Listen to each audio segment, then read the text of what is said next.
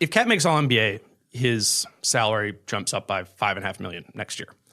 And that cuts into this limited amount of space they have. So if Cat does make All-NBA, the Wolves have $114 million in salaries dedicated to 8 players. Cat, 32.7, Wiggins, 27.5, Jeff Teague, 19, Gorgie Jank, 16.2, Robert Covington, 11.3, Dario Saric, 3.5, Josh Okogie, 2.5, Keita Bates-Diop, 1.4.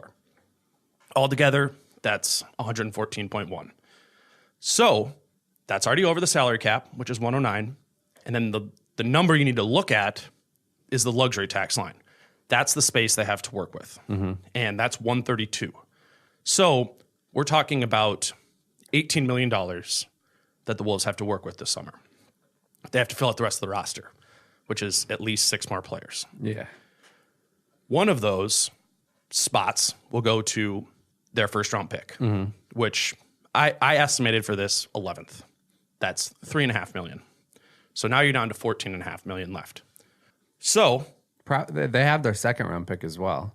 yeah, I mean, but that's essentially a minimum. Yeah. You know, so that would just take up true. one of the spots. What they'll have to do Unless they do regardless, the Keita Bates-Diop. which, given how pinched they are, Yeah. I'm assuming they won't. Yeah. But I think, so for that sense, we're talking about 8 guys at a first-round pick, 9 guys. Now you have $14.5 million to work with. The question is, now, do you use that mid-level exception, which is 9?